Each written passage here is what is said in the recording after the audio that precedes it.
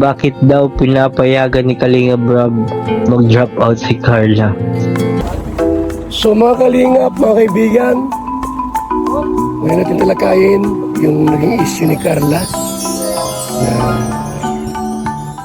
napanood natin sa live ni Kuya David na nag-drop out na raw itong si Carla. At ngayon po, may live si Kuya Jens. At may konting paliwanag po mga kaibigan. Gusto ko lang pong talakayin po natin kasi hindi ko rin naman alam kung nag-drop out po si Carla. So para malaman po natin mga kalingap ang buong kwento, alamin natin kung may alam si Kuya Jens. Ito po ang video mga kaibigan. Noon natin po mapanood. Magandang araw po sa inyo lahat, Kuya Jens, and welcome back po sa aking YouTube channel. Sa mga bago lang po sa aking YouTube channel, huwag niyo pong kalimutan mag-subscribe and click the bell button para lagi po kayo updated sa ating mga bagong upload na video. At huwag po natin kalimutan suportahan mo Team Kalingap sa pangunguna ni Kuya Val Santos Matubang, Ate Eda Vlog at syempre Kalingap Rob. At pakisuportahan din po ang mga kasama sa Team Kalingap. Nandiyan po ang K-Boys, Kalingap Partner, Kalingap Reactor, at lahat ng charity vloggers sa mga Pilipinas tumutulong sa mga kababayan natin na lahat may hirap. Suportahan po natin lahat, guys. So ito mga kalingap, short vlog lang to mga kalingap. Gusto ko lang sagutin at pag-usapan po natin mga kalingap yung mainit pang balita ngayong araw mga kalingap. Ito po yung pinag-uusapan kanina, lalong-lalo na mga kalingap ng mga taga-suporta ng Tambalan Jomcar, specifically mga taga-suporta at mamahal kay Carla Topolar mga kalingap. Yun po ang ating pag-uusapan at sasagutin na rin po natin mga kalingap yung mga comment dito mga kalingap sa ating post kanina.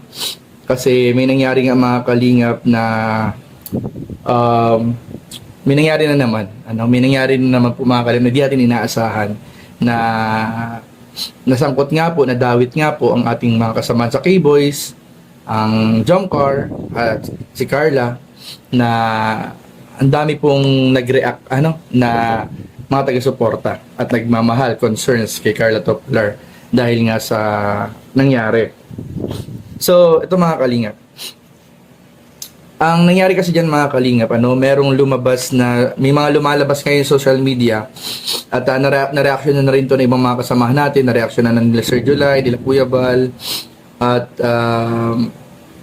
usap-usapan siya ngayon mga kalingap. Pero ano nga ba talaga ang totoo? So, ano nga ba daw ang totoo? Yan po. Ang makalimutan. Wala tayo ng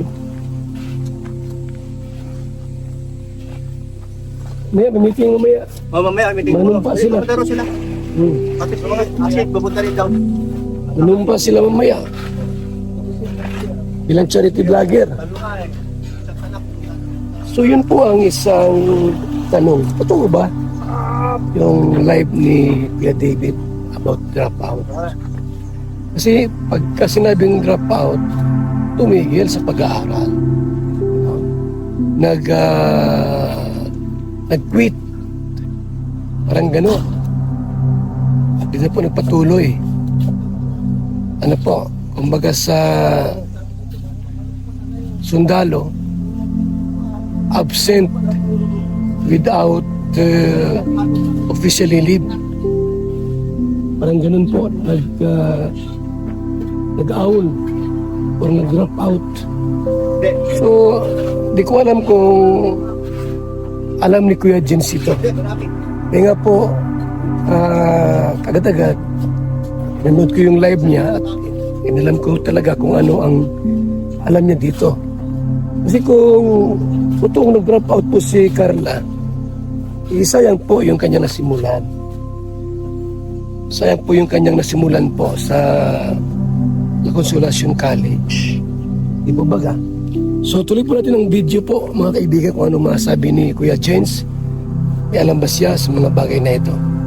Ano nga ba talaga ang dapat nating paniwalaan at bakit nangyari na naman itong ganitong klaseng usapin mga kalingap?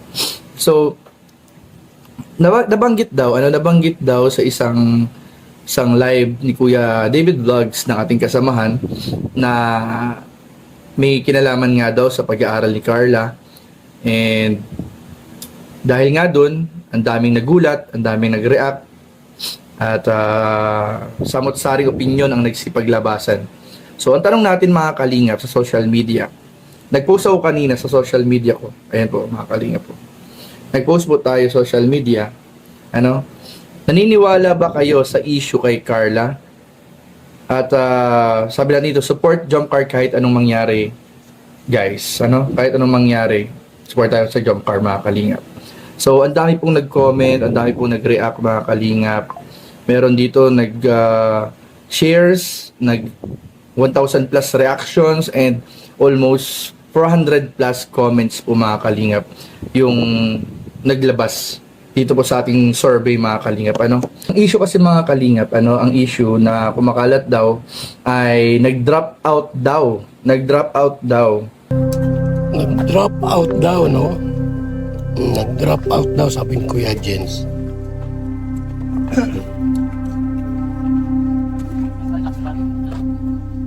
Ano dito? Ayan na.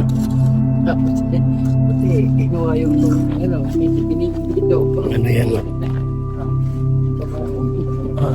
Puso Negro. Puso Negro ginagawa po natin. Yan ang issue rito. No? Totoo ba na nag-drop out si Carla Benz?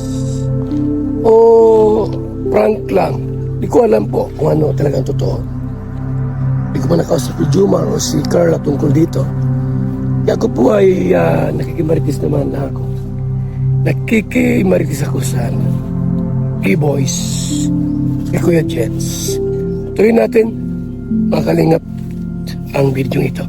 Si Carla sa pag-aaral. So, syempre, yan po, mga kalingap, ay unang-una, sabi nga natin sa live kanina, yan po ay isang pribadong bagay. Pribadong bagay, mga kalingap. Isa daw pong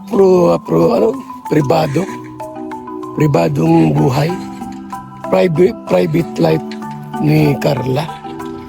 So, ibig sabihin, hindi dapat pag-uusapan. Hindi dapat i-topic sa live. Kasi sabi ni Kuya Jens, isa yung pribadong buhay. Private life, yan ang pag-uusapan. Ganun ba yun? Pribadong buhay. Ibigan. Pabor ba kayo na yung tungkol dyan ay huwag pag-usapan? Halimbawa, si Carla ay tumigil na. Pabor ba kayo na huwag pag-usapan sa SOCMED ng mga reactor? Pabor ba kayo na hindi pag-usapan? Sabi ni Kuya Jens, yan ay pribadong buhay yan. Huwag natin pakialaman yan. Tandaan natin, yan ay scholar ng Kalingap. May Kalingap Rab at may mga sponsors. Siyempre tumutulong sa pag-aaral, magbigay ng allowance, at iba pa, sa tuition, di ba? So alangan naman na di mo ipapaalam sa mga sponsors ang buong pangyayari. Kasi SOCMED tayo eh. Si Carla may channel din. So pangit naman yung itatago natin yung totoong nangyayari kung nag-i-eskwela pa o hindi na, kung nag-drop out na o ano. Buti yung alam din natin yung pangyayari. Siyempre, vlogger po ang Kalingap, Team Kalingap. Nasa Team Kalingap tayo. So wala mang problema kung mag-drop out, tumigil or what. Ang mahalaga po, alam natin lahat kung ano ang nagaganap sa mga scholars ng Kalingap at sa ating lahat. So hindi sa pwedeng sabihin pribadong buhay. Pribadong buhay. Kayo po, anong masasabi niyo po? Mga kaibigan, sa sinabi ni Kuya Jens, pribadong buhay na ito, dapat di na yan pag-uusapan o di na pwedeng halongkatin pa. Ang tungkol sa pag-aaral, kung meron mang update dyan sa kanya pag-aaral, walang ibang makakapagsabi ng katotohanan dyan, kundi po si Carla itself. Si Carla lang po mga kalingap. Kasi siya po yung involved. Yan siya po yung nakakaalam ng totoo mga kalingap. Ayun, yun pala ang ibig sabihin ni Kuya Jens. Yun pala po. Una problema si Carla regarding sa pag-aaral. Si Carla dapat ang kwento, magsasabi sa atin. Pero bakit na-live ni Kuya David? Bakit po na-live ni Kuya David ang tungkol sa pag-aaral po ni Carla na ang sabi niya, bakit daw parang may parang mayroong nag-comment. Ba't daw pinayagan ni Kalinga Prab na mag-drop out si Carla? Parang ganon. So, ba't alam ng mga viewers kung totoo man na nag-drop out si Carla? So, tuloy natin ang video mga kaibigan. And ayun nga po mga kalingap, pero may mga lumabas nga pong balibalitaan na ayun nga, na binigyan din reaction ni Kuya July, ni Sir July at ni Kuya Bal. At tayo naman bilang reactor din ay hingi tayo ng pulso sa mga community natin, sa mga viewers natin, kung ano ba yung sa tingin nila. Totoo ba o naniniwala ba sila o hindi? So, mostly, majority mga kalingap ng comment, syempre, hindi sila naniniwala. Tulad dito, basahin natin mga kalingap. Ang dami pong comments, so yun, ito po mga kalingap. Comments yan, halos lahat. Dami po niyan mga kalingap. Puro comments po yan tungkol dun sa issue at dun sa survey natin mga kalingap. So, babasa tayo ng ilang mga comments po. Sabi na isang nag-comment po mga kalingap, hanggat hindi nanggagaling sa bibig ng Jomcar ang confirmation, wala akong pakialam at no matter what, my support will always there for them. Ayan, napakaganda po ng So, yung sabi na natin kanina, ito po ay isang pribadong bagay. At kung may magsasabi man ng tungkol sa side nila o para sa nangyayari sa buhay nila, ang walang ibang magandang mag-share o magsabi ng katotohanan ay sila mismo. Kunwari, tungkol yan sa personal na buhay ni Carla, ang magandang magsabi, si Carla mismo. Ayun, alam na po natin, na wala rin pong idea si Kuya Jens kung si Carla po ay nag-drop out. Ba't kaya sa live ni Kuya David, napag-usapan yung drop out na yan? Ba't may nag-comment? May nag-komento po sa live ni David about drop out mga kaibigan. So tama naman yung sinabi ni Kuya Jens. Tama din naman, pribadong buhay po pala, na ibig sabihin, si Carla po ang dapat paniwalaan natin at kung totoo man yun, dapat mula kay Carla ang balita. Na mag-live siya at ipaliwanag niya na siya ay nag-drop out. Hanggat wala daw po na sinasabi itong si Carla, wag tayong maniwala. Ayun, yun pala. So ito na po mga kaibigan.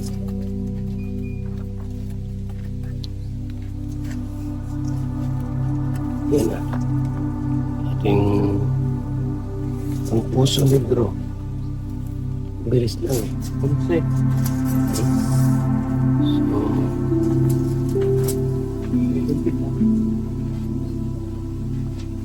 So, wala man siguro sinabi si Carla na drop out na siya.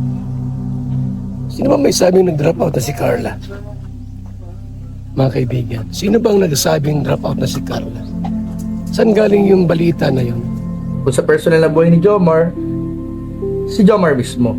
Tayo mga kalingap, mga nanonood lang tayo, sumusuporta tayo, at kahit anong mangyari, syempre, maniniwala tayo sa kung anong sasabihin nila mismo. Hindi sa kung ano yung mga kumakalat na issue. So sabi naman din dito ng isang mag-comment po, support me for Jomcar till the end. Napakaganda naman po mga kalingap ng mga comments ng ating mga viewers, dahil kahit ano po mangyari, ay nakasuporta po sila mga kalingap sa Mag-Agum.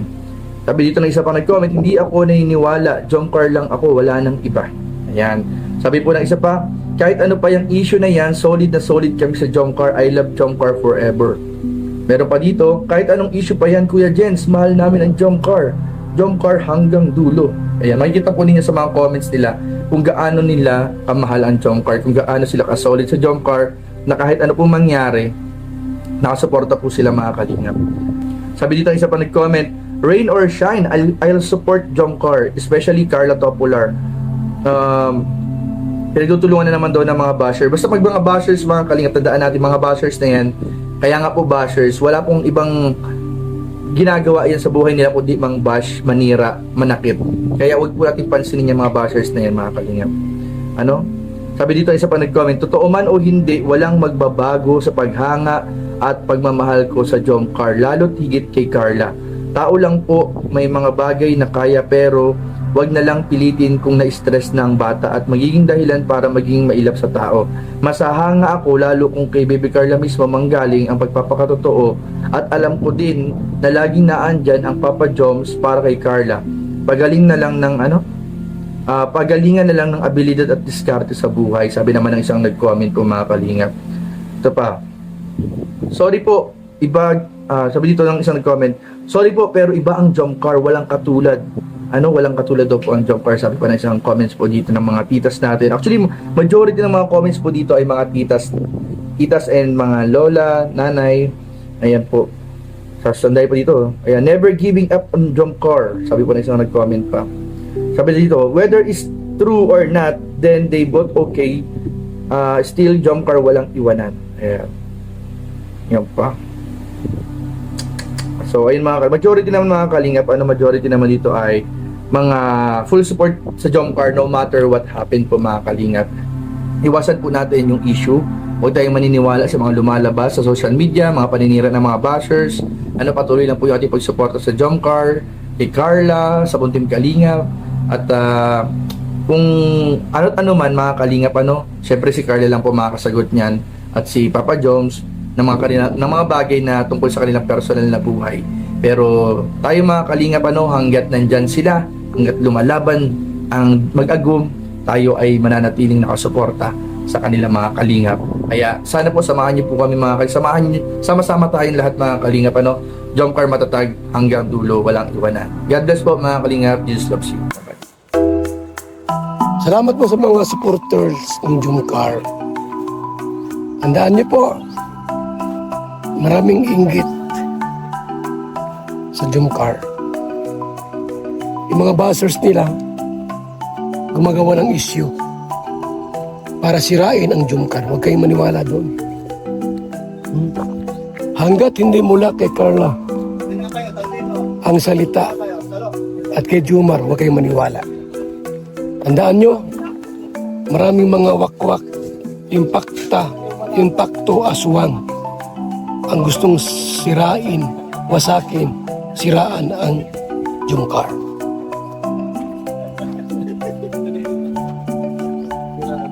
Ini po yung ating pong project dito.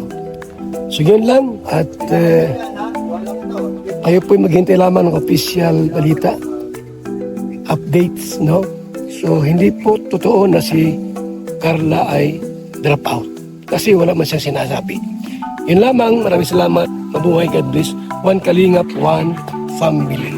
Hirap ako magbuntis, pero dahil sa BSM, Kalingap Kape, ngayon, nabubuntis na ako. Kaming mga OFW, laging pagod sa trabaho. Pero dahil sa BSM, Kalingap Kape, meron kaming energy. Ay mga kalingap, mag-BSM kape na kayo. Alam niyo mga kalingap, bilang isang OFW dito sa Hong Kong, bilang driver, lagi akong umiinom ng kape bago pumasok ng trabaho. Parating gising at laging alerto, lalo-lalo na pag ikaw ay nagdadrive. Kaya mag-BSM kape na kayo mga kalingap. Dahil sa BSM kape mga kalingap, ang inyong diwa ay laging buhay. BSM Kalingap Kape, ang kape na may puso. BSM Kalingap Kape, ang paboritong kape naming mga OFW dito sa Macau. BSM Kape, ang kapeng may puso. Bilang isang karpintero, araw-araw napapagod, BSM Kalingap Kape, ang panghagod. Sarap. BSM Kalingap Kape, ang kaping may puso. Dito na kayo mga kaibigan, mga kalingap. At sigurado, gaganda at sasarap ang tulog at ang gising ninyo. BSM Kalingap Kape, napakasarap. Ipapagaling sa mga taong may sakit.